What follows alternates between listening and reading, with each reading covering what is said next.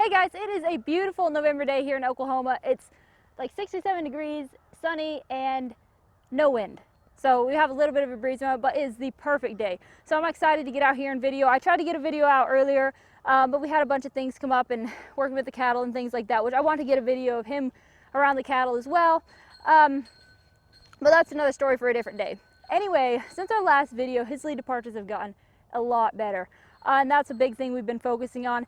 And I wish I could show like some big new thing every single time I do a video, but honestly, there isn't that much. We just keep on building and refining all the things we taught last time, and I say that every single time, but that's kind of the truth of it. So he's learning a few new tricks and things like that, and we've been doing some jumping and basic things like that. He knows how to side pass now. He'll work a gate, so we're going to try and throw some of that stuff in. I'm going to get to it here. I hope you guys enjoyed this video.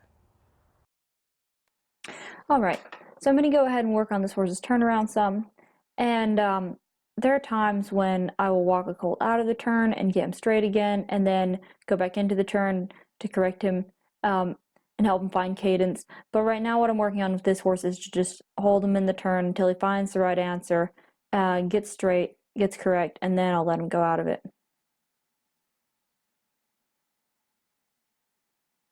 I'm going to go ahead and ask him to turn here again. And I'm not asking for speed right now, I just really want correctness in this turn. So he's kind of bobbing his head around there a little bit. Now he's getting straight and pretty. There we go, that was cute. And I'll go ahead and walk him out.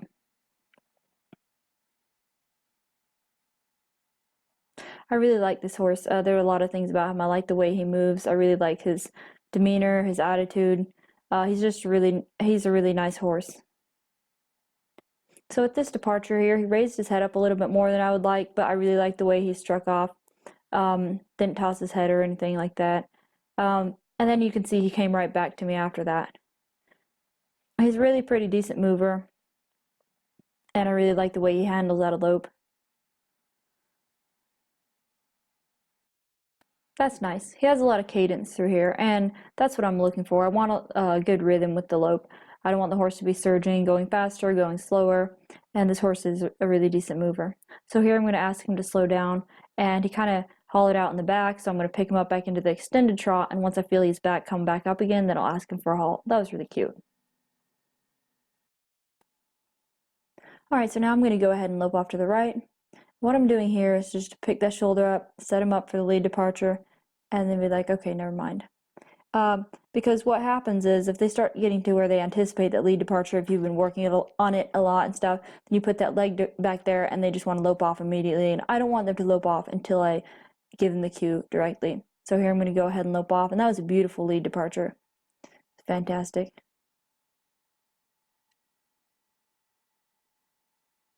So what I'm doing here, I feel that shoulder bowing out to the outside, and so I keep picking up my hand and almost making straight lines instead of a circle here. So I'm going to pick it up, wait till that shoulder moves over, and then set it back down, because I want him to tighten the circle up, and he's just kind of leaning on me to the outside a lot. There we go. Nope. Pick him back up, move him over again, put my hand down. That was nice. And again, I'll pick him up, push him back over again, wait till I feel that shoulder move over, and then I'll set my hand back down. And obviously I'm using a lot of leg aids here too.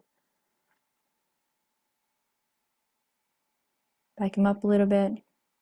There we go.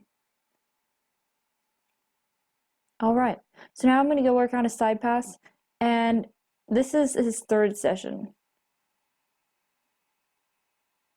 What I'd like to do when I start a horse side passing is I like to side pass up to a gate or a fence or something, so they start to realize that there's a target, there's somewhere they are trying to get to. And I don't always do it this way. Sometimes I'll do it along a fence or something to keep them straight, depending if they're the kind of horse that likes to leap forward a lot, which most colts do. But I found that side passing up to a fence and then releasing really helps them to figure out, hey, we're going somewhere with this. I mean, I have to get to a target, and then I find release.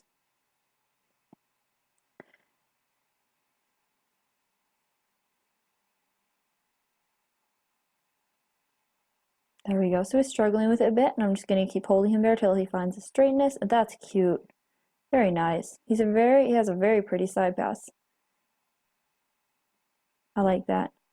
I'm going to go ahead and go back to the right one more time. There, that's much better. Push that hip under him a little bit more. There we go.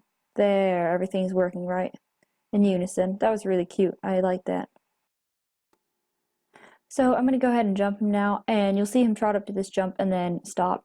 And I'm not going to overcorrect him here. I'm not really going to make him feel bad for that because it's not a blatant refusal. He's just second guessing himself about the jump. And sometimes I'll see people go up to this and their horse refuses and they really overcorrect and kind of make the horse feel bad about what just happened.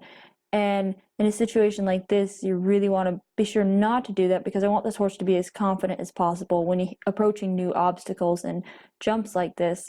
Often when a horse refuses, it's because he's not confident about jumping the jump or crossing the obstacle.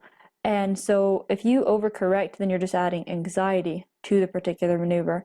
There, that was better, but I'm going to do it one more time. There we go. I liked that one on his part. There we go. That slowdown was really cute, and he stayed collected. That was really nice. All right, we'll take a little break. So I've been taking Will out a lot and riding him in the fields and crossing water and taking him on trails and things like that. I found with these Mustangs, or any horse for that matter, but especially with these Mustangs in the 100-day period, that getting them outside and riding around like this really helps to keep them mentally relaxed and get them more well-rounded and seasoned. It really seems to do good for their mind to be outside and looking at things like this. You can see that he keeps looking at the leaves on the ground. He's stepping pretty high on this grass and stuff, but it's just it's almost like a mental therapy day for them. So another fun thing that I forgot to mention is that recently Tulsa Channel 8 inquired about coming out and doing a short piece on our Mustangs.